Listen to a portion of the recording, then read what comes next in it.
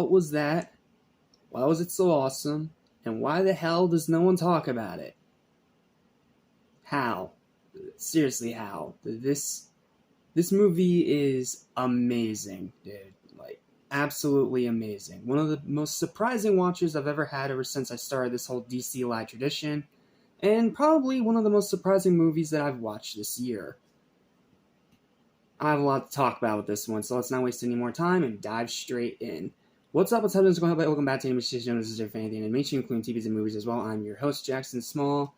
Let's talk about Justice League Gods and Monsters and how amazing of a film it is and how people need to talk about it more. Like, damn it, this is one of those movies that a lot of people just don't talk about, and I don't understand why. Especially after watching it. Like, initially I wasn't really super excited for it because the last time they tried to do an evil Justice League, Crisis on Two Earths, yeah, that was bad. That did not work.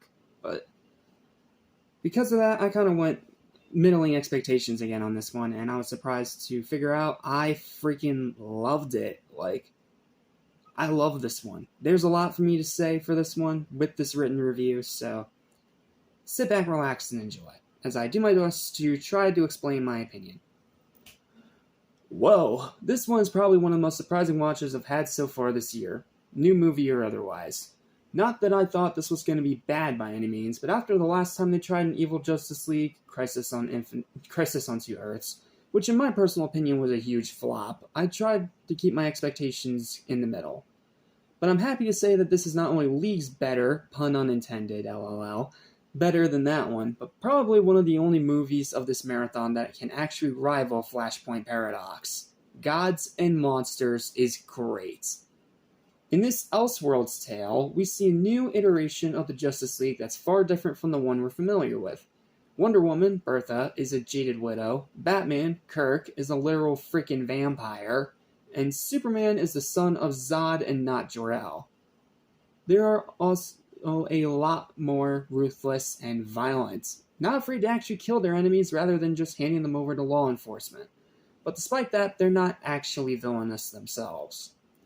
So when they're supposedly being framed for some very brutal murders, it's up to them to not only save the world, but learn how to actually be true heroes. As always, voice cast first. Returning from previous DC animated films is Great Elise Griffith, now as Tina, fan favorite webhead Josh Keaton, now as Orion, Eric Bauza, now as Ryan Choi, Jason Isaacs, now as Lex Luthor, Trevor Duvall, now as Emil Hamilton, and D. Bradley Baker back yet again, but now as Ray Palmer. But then there are a ton of new arrivals because this is such a different Justice League. Yuri Lowenthal, another voice actor of Spider-Man, this time from the Insomniac-verse, as Jor-El, Afrith S. Keaton, Lamar Hicks from Sparks as Michael Holtz, Penny Johnson-Gerald, Sherry Palmer from 24 as President Amanda Waller. Yes, in this timeline, Amanda Waller is the president. That's interesting in of itself. Daniel Hagen, Dr. Wasserman from The Guardian as Dr. Savannah. Dan Gilbertson, Spider-Man 2099 from the games Shattered Dimensions and Edge of Time as Pat Dugan. Richard Chamberlain, Zig from the 2011 Thundercats reboot as Highfather. Larry Cedar, Leon from Deadwood as Pete Ross. C. Thomas Howell, yet another 80s film icon, as Will Magnus. The fourth Criminal Minds actor in a row, this time Emily Princess herself, Paget Brewster, as Lois Lane. Tamara, I hope I'm pronouncing your name right. Taylor, Camille Sayaran from Bones as Wonder Woman. Benjamin Bratt, Eric Matthews from Miss Congeniality, and he was also Catwoman, but we don't talk about that, as Superman. And finally, Michael C. Hall, yes, none other than Dexter freaking Morgan himself, as Batman. Yes, they got Dexter to voice Batman.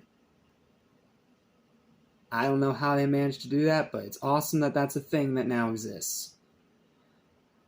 The cast is refreshingly unique, and the performances are superb, but the huge standout here is undoubtedly Hall as Batman. Not only is it just as awesome as it sounds, but his performance is legitimately fantastic, balancing both the decomplexity of the character and the lingering emotional pain from his past life before he became Batman. Dude seriously deserves to be in the conversation of the best Batman voice actors. Heck, I dare say in a few spots he sounds very Conroy-esque. I know it sounds like I'm giving a lot of high praise, but it's because he deserves it. He is incredible in this movie. and he needs to be in the conversation of best Batman voice actors ever. Awesome freaking performance. Then there's the story, which is not only unique and compelling, but also genuinely fascinating. Seeing the new origin of all 3 of the JL members is interesting. Yeah, there's only 3 in this timeline. All the different variants of the side characters add a lot to the world building, and it has a strong emotional core with its characters that gets the audience genuinely invested. Also, I gotta say that it has possibly one of the best twist villains in any DC film. It legitimately shocked me, so I won't dare spoil it. This is one of the best twist villains that I've seen in DC movies, period. Yeah, it really is that good, and it caught me that much by surprise. Then there's the rest of all the positives. Very brutal, bloody PG-13 violence. This one's almost as, if not even bloodier than Assault on Arkham. And yes, that's saying something. Great animation, fantastic action scenes, very good music, perfect runtime, well-balanced pacing, excellent characters, especially Batman, who is undoubtedly the best part of the movie.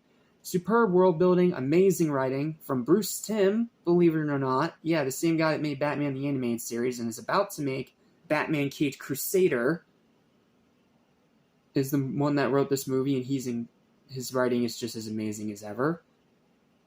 And pretty high rewatchability. However, like the League themselves, it's not quite flawless. The second act drags a small bit because they try to shove in all 3 of the origin stories of the main 3 characters, and it does feel like they're fighting for screen time at times.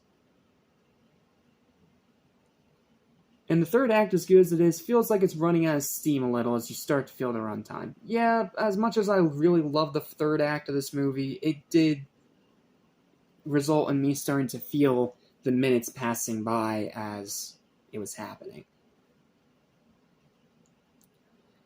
Overall, though, this is a fantastic film. Sure, it has its flaws, but it's more than outweighed by every single thing it does right.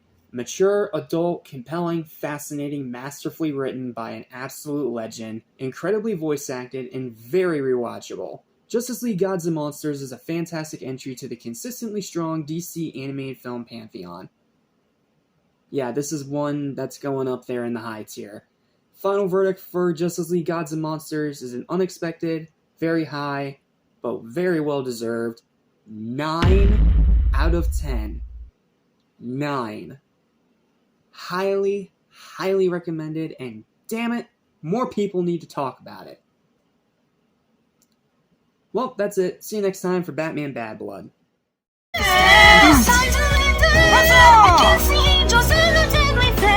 cannot take it anymore. The time has come to go. Prepare, fight, we're ready for.